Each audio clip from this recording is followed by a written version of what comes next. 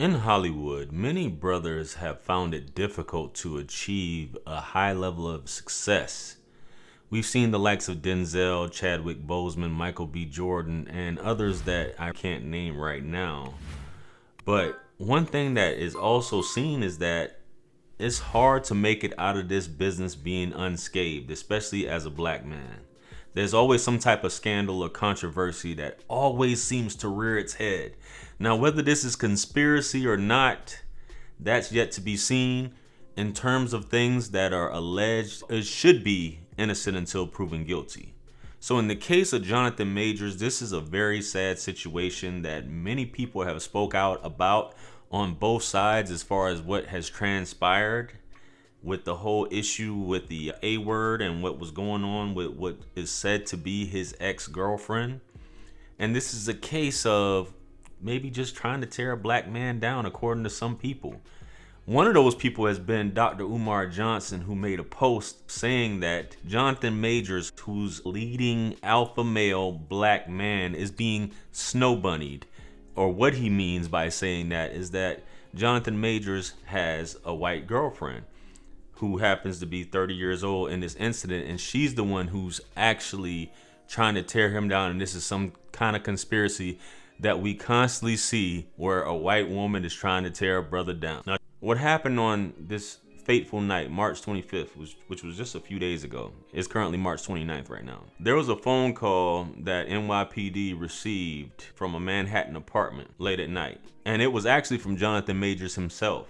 He basically was saying something along the lines of he was fearful of his girlfriend's mental state, her mental health. So the police came, and she said that he basically harassed her. He did some other things. He did the A word to her, quote unquote. He struck her about the face with an open hand, which caused a laceration behind her ear. Since then, she has recanted her statements, guys. But if any of you know anything about DV cases, just because a woman recants a statement, the state still has the opportunity to prosecute you.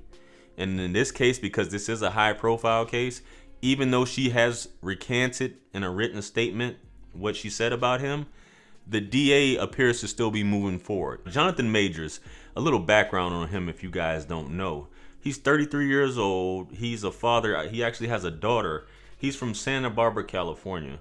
He's also a graduate of Yale University. He's got his master's at the prestigious Yale.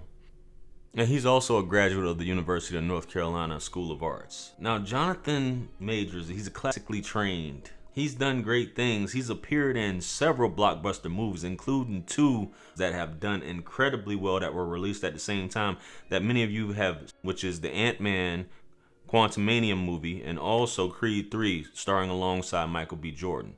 Before that, you probably seen him in Lovecraft Country, and you also seen him in The Last Black Man in San Francisco. But one of these things that's really disheartening about this situation is the fact that he's going to be known as the next major Marvel villain, Kang the Conqueror. This is a huge move, especially for a black man, even though we say, well, why are black men always villains? But this is something major in the Marvel universe. This guy was on the up and up. His trajectory was soaring. The likes of Chadwick Boseman, if you will. 33 years old, he's accomplishing so much. He's even got the army after him. He was a part of this whole recruiting commercial for the army, and now they put that on hold. So you know how these allegations go. Now, what is this going to do to Jonathan Majors' career?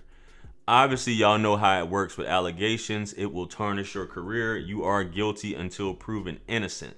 And we know how sentencing goes, whether this be his first offense, a slap on the wrist, or whatever you call it. But black men, especially when they're dealing with a white woman, it doesn't tend to look pretty. We discussed last night, actually, when me and O'Shea were talking about this in reference to the disparity for men, especially black men, who don't really get those chances.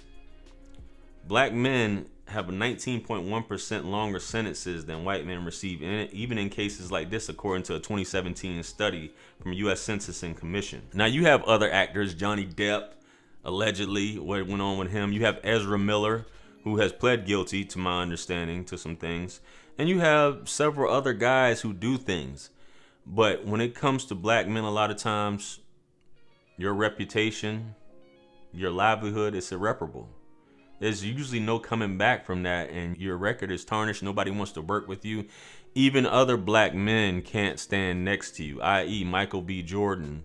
They were really tight. Him and Jonathan Majors, they're really tight. He can't stand next to him, especially amidst allegations like this of a domestic nature. It is definitely one of the worst things you can do. Obviously, Chris Brown came back from it, but this was another black woman. You got this man who allegedly, this is a white woman, 30 years old, who's saying this. So regardless if she recanted the statement, as I said, and a lot of you guys know in states, New York state law, I'm assuming it's no different. The DA, the prosecutor can always prosecute you. The solicitor, whoever, they can always go after you regardless of what the victim says. Because this does happen often, and that opens up another conversation of believing women. Women should be believed at all times. And when you do have women that make false reports or for false allegations, nothing happens to them, but the damage done to the man is irreparable. So guys, this is something that is crazy in my mind. This is something that I don't think, unless they just basically drop the charges altogether and say it's unfounded.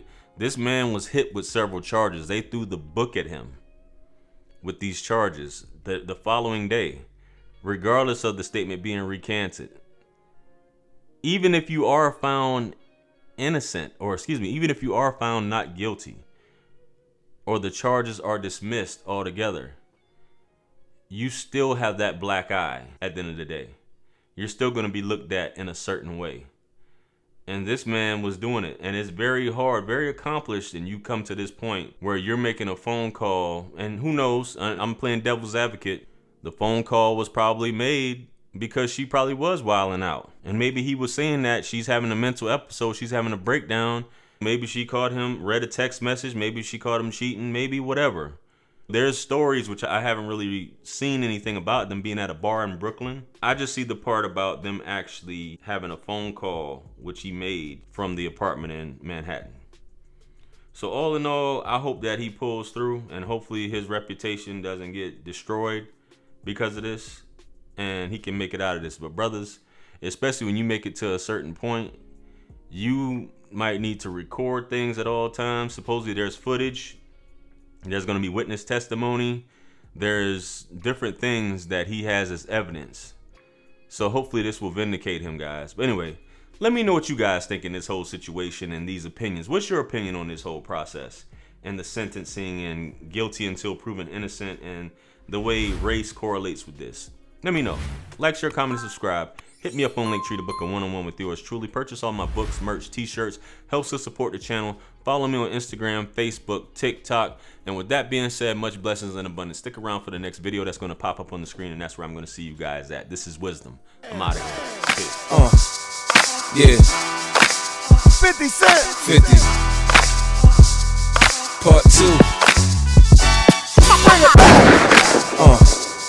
Yeah. Can't forget Tony. 50.